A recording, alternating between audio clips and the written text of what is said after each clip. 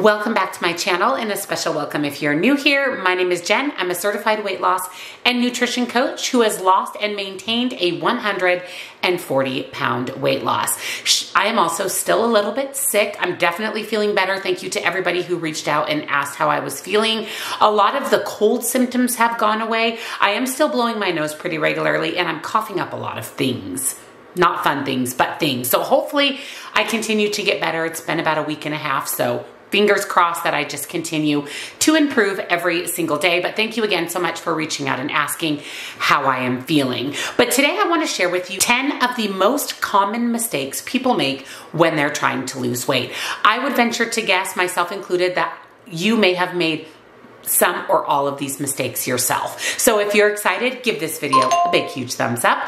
Make sure you're subscribed, your bell notification is turned on because I upload new videos every Tuesday and Thursday. Down in the description box, I will link nutrition coaching. I highly recommend personalized macros and calories. Again, this is how I lost and maintained a 140-pound weight loss, as well as one-on-one coaching for questions, accountability, or to talk with me directly. Links and discounts to my favorite healthy things are also down in that description box. So let's jump into 10 common mistakes made when we're trying to shed some excess pounds.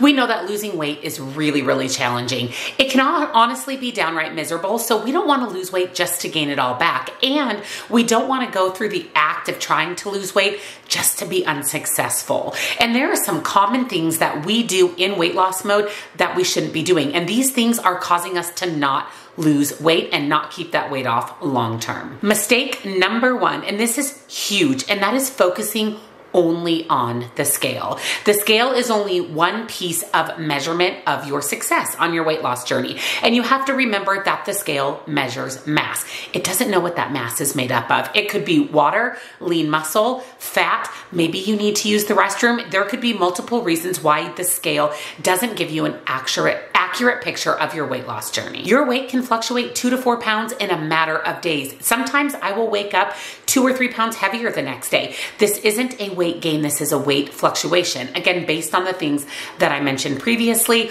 Also, remember, if you are someone who works out, specifically strength training, and you're building lean muscle, muscle and fat weigh exactly the same. So if you have a pound of fat that you've replaced with a pound of lean muscle, that scale is not going to move, but your body is going to have major changes. And that's why just focusing on the scale is not beneficial for weight loss. Take measurements, take pictures, try on clothing that's too tight for you and see how much looser it becomes over time, even if the scale isn't moving. Number 2 is another huge one, probably even more important than just focusing on the scale, and that is eating too little calories.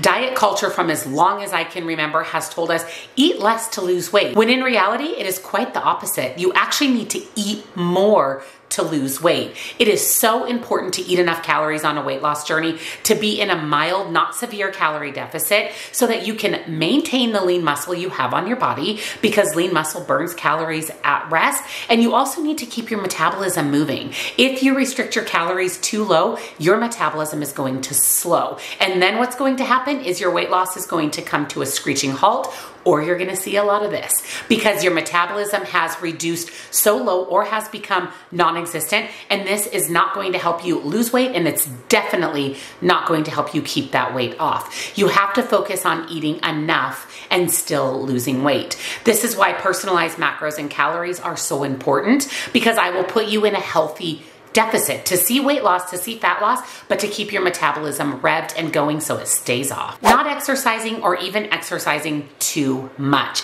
Now, like I always say, you do not have to exercise to lose weight. Nutrition is 80 to 90% of weight loss. However, exercise is important for your overall health. And when we're on a weight loss journey, we're also on a health journey. We should be focusing not only on seeing fat disappear, but also on getting healthier as individuals overall. My recommendation for you is, if you're someone who doesn't currently exercise, walk. Walking is the best exercise for weight loss. 10, 15, 20, 30 minutes a day is going to really help your cardiovascular system, your heart health, and of course, seeing that fat come off.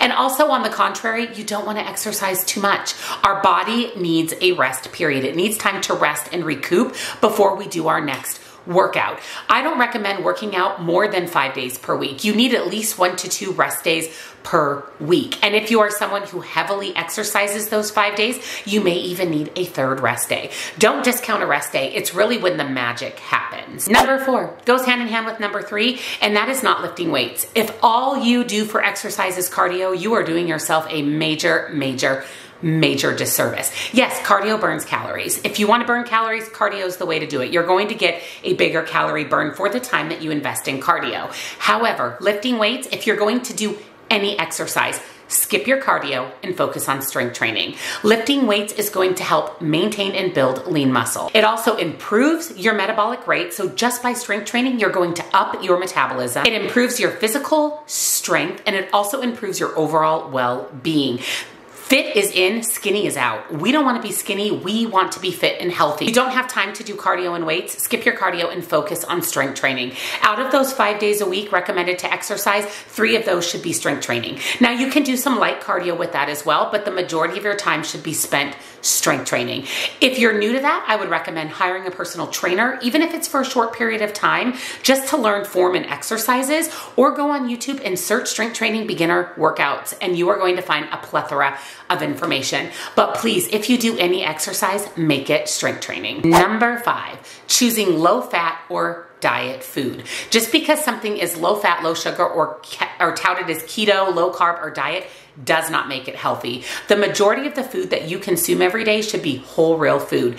80% whole real food, 20% fun foods. And guess what? Low fat and diet foods fall in fun foods. When companies make foods low fat or fat free, they put a bunch of fillers in there to make it taste good. If it tastes horrible, you're not going to eat it. So they're going to take something that's in its original form, its whole form, and they're going to make it low fat or fat free by adding in a lot of things that you don't want to put into your body. You're best off, again, choosing whole real food. And when it comes to dairy, choose dairy that's full fat. The calorie and macro profile is not that much different, yet it's going to have whole real ingredients and not be so processed down. Not to mention, low-fat diets are out. They don't work. It has been proven time and time again that low-fat diets do not work, and you should be more focused on the foods that you're putting in your body than it being a diet or low-fat food. Number 6, this is so incredibly important, and that is not eating enough protein. Protein is king when it comes to weight loss. In 2022, I started focusing on being in a calorie deficit and a mild calorie deficit and making sure I ate enough protein every day, and I lost 90 pounds. I counted nothing else. I ate whatever I wanted to eat as long as it was in my calories and I ate enough protein.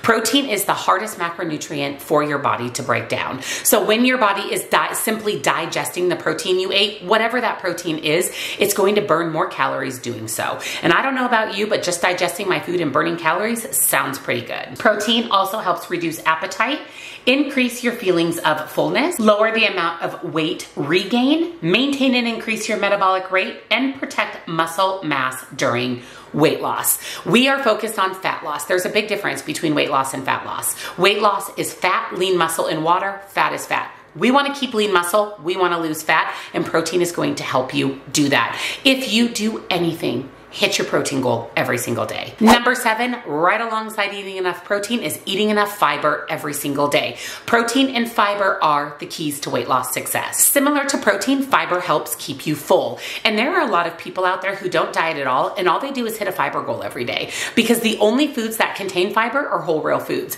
You don't get fiber in processed foods like potato chips, candies, cookies, crackers. They don't have fiber in them. Fiber comes from whole real food. It is recommended that women eat between 30 and 50 grams of fiber every single day, and men between 40 and 60 grams of fiber.